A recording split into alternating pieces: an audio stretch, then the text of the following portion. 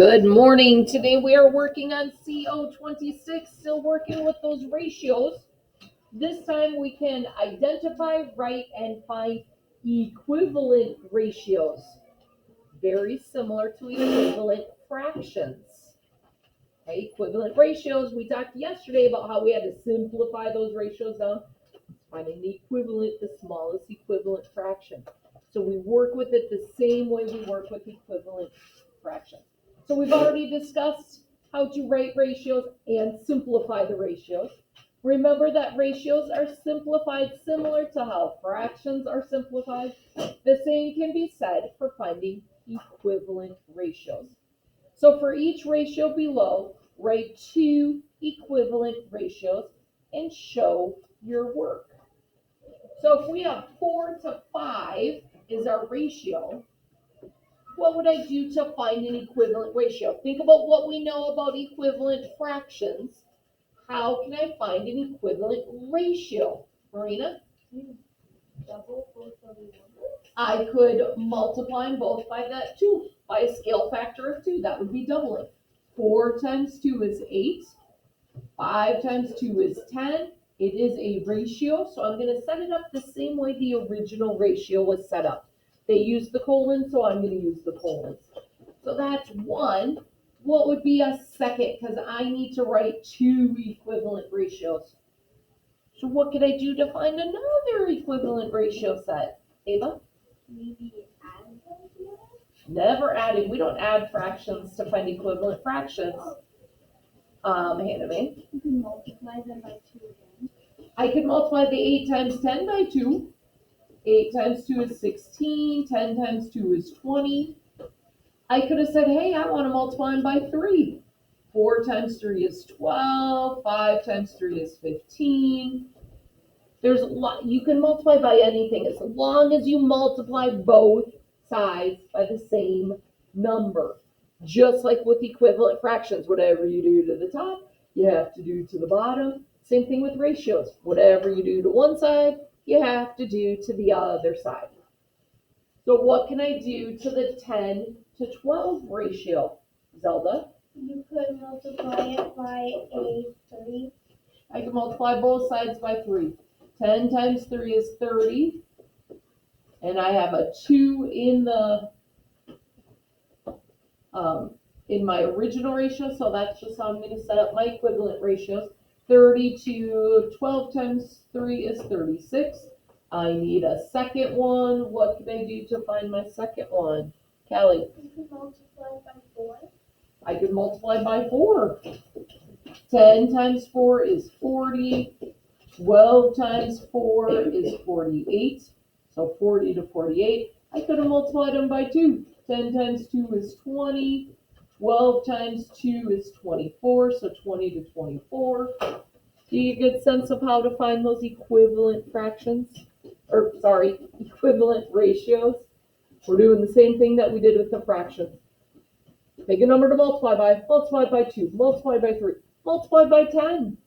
Okay, whatever you want to multiply by, you have to do the same multiplying. If you pick to multiply by 10, whatever you do to one side, you do to the other side.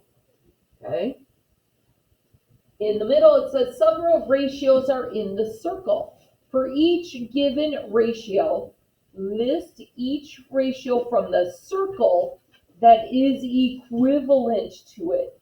So if we have 3 to 1 listed over here, what ratios in the circle are in a 3 to 1 ratio if we simplified it down? Which of these ratios could we simplify down to 3 to 1? Zelda.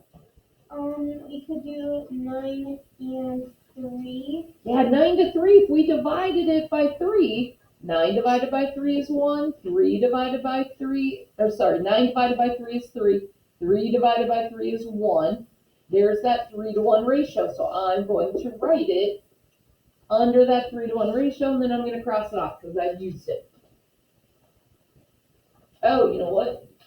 I'm not going to cross it off because some of these we might use again. So I'm going to say this simplifies to 3 to 1. Let's see. There's another one in there. Who can find the other one that can simplify down to 3 to 1?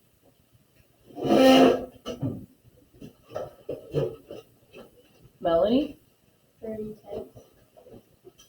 You can divide it by. Is there a 30 to 10 in the Oh, I circle? was looking at the given. Yeah, we don't want to go to the given ratios. We want to go into the circle. But Melanie just found something interesting. 30 to 10, we can simplify that down to 3 to 1, couldn't we? So we could put that same 9 to 3 over here because they both simplify down to that 3 to 1.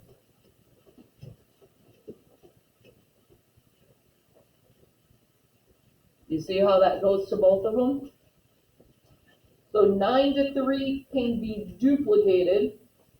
All of the other ones only get put on one time. Well, except for we're still missing one for that 3 to 1, and that's going to go down here to where it simplifies to 3 to 1. Who can find it, Callie? I found one for different. Which one did you find? For 3/4 and 6/8. 6/8. If we divided out a 2, 6 divided by 2 is 3, 8 divided by 2 is 4, we get 3/4.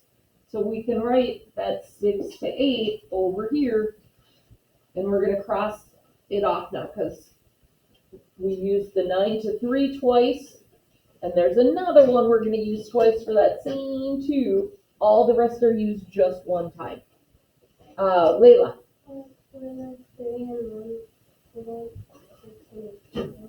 18. So do we want 6 to 18 or 18 to 6?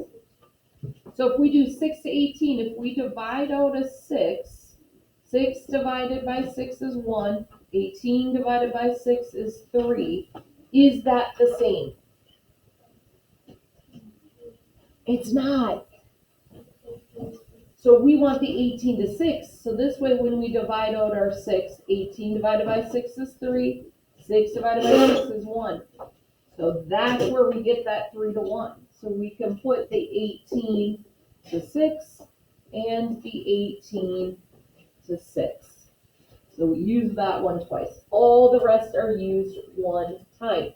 Now, here's the thing.